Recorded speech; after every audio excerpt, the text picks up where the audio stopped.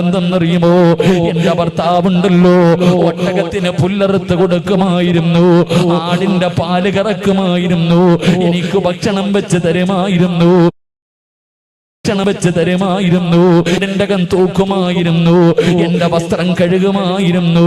അല്ലാഹുവേ, എന്റെ വീട്ടിലെ ജോലി മുഴുവനും മഹാനായ നബി മുഹമ്മദ് മുസ്തഫ സല്ലല്ലാഹു അലൈഹി വസല്ലമ തങ്ങൾ ചെയ്യുമായിരുന്നു എന്ന് തന്റെ പ്രിയപ്പെട്ട ഭാര്യ പറയുമ്പോ, ചെറുപ്പക്കാരാ, ഭാര്യ കുത്തുവാക്ക് പറയുന്നവരുണ്ട്, പരിഹസിക്കുന്നവരുണ്ട്, നിനക്ക് ഇതിനകത്ത് എന്ത് ജോലിയാടി എന്ന് പറഞ്ഞ് കളിയാക്കുന്നവരുണ്ട്. ചെറുപ്പക്കാരാ, കണ്ണുള്ളപ്പോൾ അതിന്റെ വേദന നിനക്കറിയില്ലോ. നിന്റെ ഭാര്യ ഇല്ലാതെ വരുമ്പോ, അവളൊന്ന് കിടന്നു പോകുമ്പോഴേ നിനക്കതിന്റെ പ്രയാസമാകൂ. പടച്ചവനേ, നിന്നെ കൊണ്ട് കഴിയുമോ രാവിലെ എഴുന്നേറ്റ് ഉറങ്ങുന്ന മക്കളെ വിളിച്ചുണർത്തി മദ്രസയിലേക്ക് പറഞ്ഞു വിടാറ്, തിരിച്ചു വരുമ്പോ അവർക്ക് കഴിക്കാനുള്ള ഭക്ഷണവും എടുത്തിട്ട് ഉച്ചയ്ക്ക് തിന്നാനുള്ള ഭക്ഷണവും തയ്യാറാക്കിയിട്ട് അവരെ കുളിപ്പിച്ച് സ്കൂളിലേക്ക് പറഞ്ഞു വിടാറ്.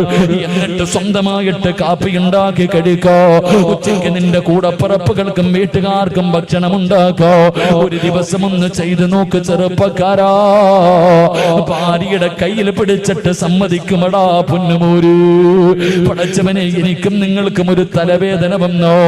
നമ്മൾ 4 പേരോട് പറയുമല്ലോ, പക്ഷേ നമ്മുടെ പ്രിയപ്പെട്ട ഭാര്യയുണ്ടല്ലോ, എന്ത് വേദനയാണെങ്കിലും പരാതിയില്ല. ചായ വേണമെന്ന് പറഞ്ഞാൽ പടച്ചവനെ വേദനകൾ മുഴുവനും കടിച്ചമർത്തിയുടെ അടുക്കളയിൽ കിടന്നു ചെന്നിട്ട് നിനക്ക് ഭക്ഷണം ഉണ്ടാക്കി തരുന്ന നിന്റെ പ്രിയപ്പെട്ട ഭാര്യയുണ്ടല്ലോ. ചെറുപ്പക്കാരാ, അവളെ വേദനിപ്പിക്കും